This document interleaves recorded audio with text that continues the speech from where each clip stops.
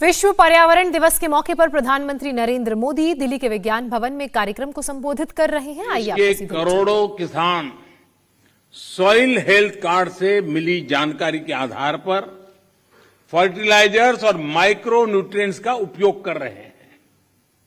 इससे किसानों को लागत में 8 से 10% की बचत हुई है और उपज में 5 से 6% की बढ़ोतरी देखी गई है। यानी जब मिट्टी स्वस्थ हो रही है, तो उत्पाद भी बढ़ रहा है। मिट्टी को लाभ पहुंचाने में यूरिया की 100% नीम कोटिंग ने भी बहुत फायदा पहुंचाया है। माइक्रो इरिगेशन को बढ़ावा देने की वजह से, अटल भू योजना की वजह से देश के अनेक राज्यों में मिट्टी की सेहत भी संभल रही है। कभी कभी कुछ चीजें, अब मान लीजिए कोई 1.5-2 साल का बच्चा बीमार है, तबीयत ठीक नहीं हो रही है, वेट नहीं बढ़ रहा है, ऊंचाई में भी कोई फर्क नहीं आता है, और मां को कोई कहे कि जरा इसकी चिंता करो, और उसको कहीं सुना हो कि भाई स्वास्थ्य के लिए दूध वगैरह चीजें अच्छी होती हैं, और मान लो वो हर दिन 10-10 लीटर दूध में उसको स्नान करवा दे, तो उसका स्वास्थ्य ठीक होगा क्या? लेकिन अगर कोई समझदार मां एक चम्मच थोड़ा सा दूध उसको पिलाती जाए, दिन में 2 बार, 5 बार, 7 बार, एक चम्मच, तो धीरे धीरे फर्क नजर आएगा।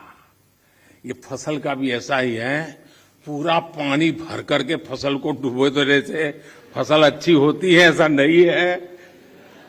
बूंद बूंद पानी पिलाया जाए तो फसल ज्यादा अच्छी होती है। पर ड्रॉप मोर क्रॉप।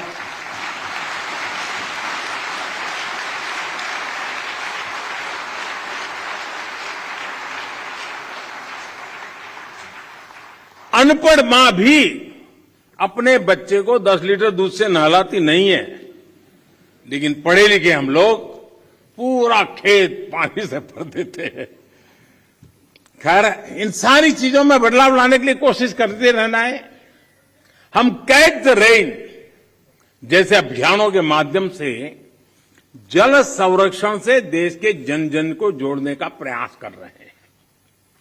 इस साल मार्च में ही देश में 13 बड़ी नदियों के संरक्षण का अभियान भी शुरू हुआ है। इसमें पानी के प्रदूषण कम करने के साथ साथ नदियों के किनारे वन लगाने का भी काम किया जा रहा है, और अनुमान है कि इससे भारत के फॉरेस्ट कवर में 7,400 स्क्वायर किलोमीटर से ज्यादा की बढ़ोतरी होगी।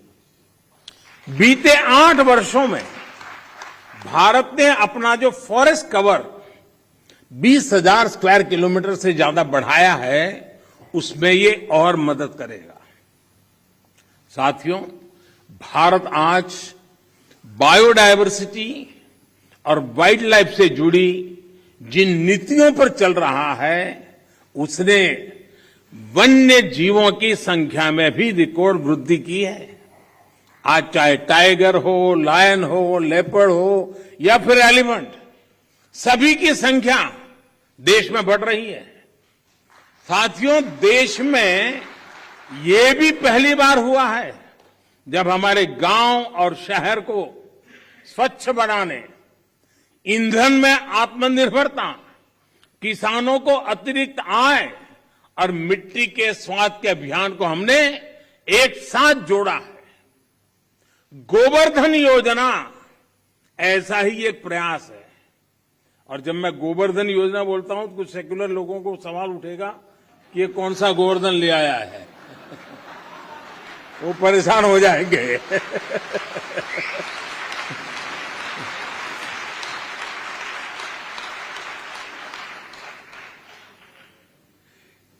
इस गोवर्धन योजना के तहत बायोगैस प्लांट्स गोबर और खेती से निकलने वाले अन्य कचरे को ऊर्जा में बदला जा रहा है। कभी आपको काशी विश्वनाथ के दर्शन के लिए जाएं तो वहां एक गोवर्धन का भी प्लांट कुछ किलोमीटर दूरी पर लगा है, जरूर देख के आइए। इससे जो जैविक खाद बनती है वो खेतों में काम आ रही है। मिट्टी पर अतिरिक्त दबाव बनाए बिना हम पर्याप्त उत्पादन कर सके, इसके लिए बीते 7-8 सालों में 1600 से ज्यादा नई वैरायटी के बीज भी किसानों को उपलब्ध कराए गए हैं। साथियों, नेचुरल फार्मिंग में भी हमारी आज की चुनौतियों के लिए एक बहुत बड़ा समाधान है। इस साल के बजट में हमने तय किया है कि गंगा के किनारे बसे गांवों में नेचुरल फार्मिंग को प्रोत्साहित करेंगे, नेचुरल फार्मिंग का एक विशाल कॉरिडोर बनाएंगे। हमारे देश में इंडस्ट्रियल कॉरिडोर हमने सुना है, डिफेंस कॉरिडोर हमने सुना है। हमने एक नया प्रारंभ किया है गंगा के तट पर एग्रीकल्चर कॉरिडोर का, नेचुरल फार्मिंग का। इससे हमारे खेत तो केमिकल फ्री होंगे ही, नमामि गंगे अभियान को भी नया बल मिलेगा। भारत वर्ष 2030 तक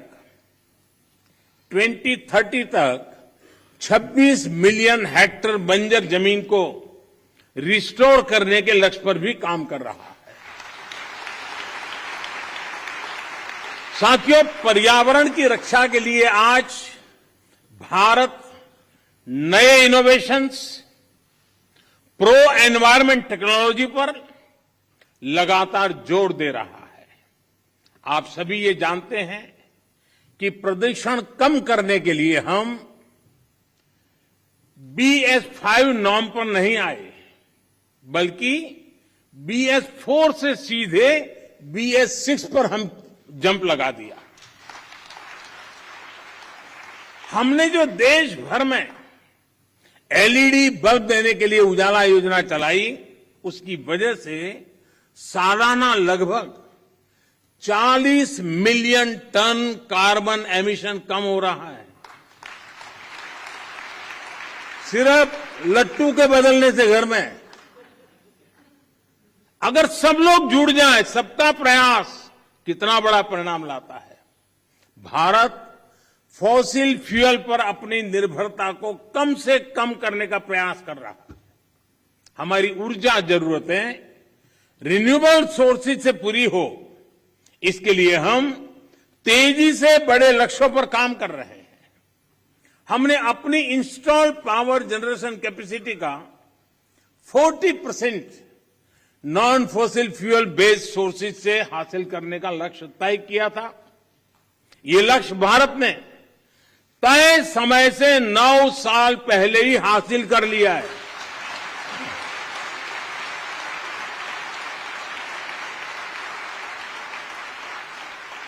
आज हमारी सोलर एनर्जी कैपेसिटी करीब 18 गुना बढ़ चुकी है।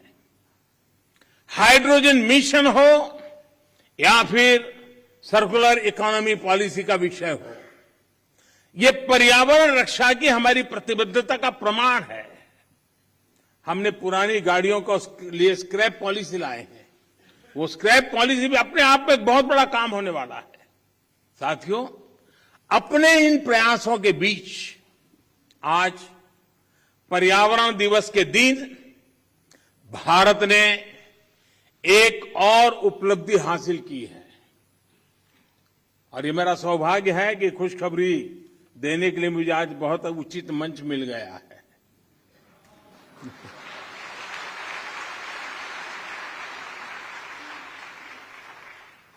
भारत की परंपरा रही है कि जो यात्रा करके आता है उसको छूते हैं तो आधा पुण्य आपको मिल जाता है।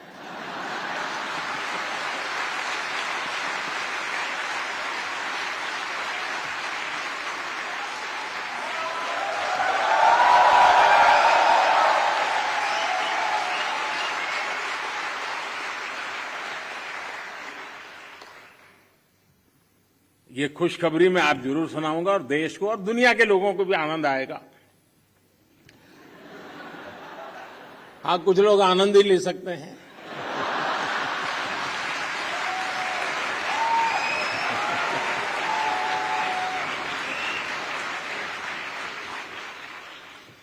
आज भारत ने पेट्रोल में 10% इथेनॉल ब्लेंडिंग के लक्ष्य को प्राप्त कर लिया है।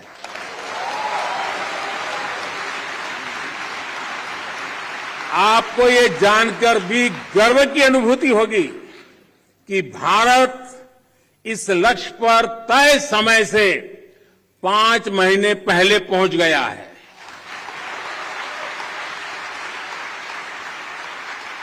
ये उपलब्धि कितनी बड़ी है, इसका अंदाजा आप इसी से लगा सकते हैं कि साल 2014 में भारत में सिर्फ 1.5% इथेनॉल की पेट्रोल में ब्लेंडिंग होती थी। इंडिया टीवी हर वक्त हर जगह डाउनलोड करने के लिए सर्च करें India TV news Google play store या ऐप स्टोर पर।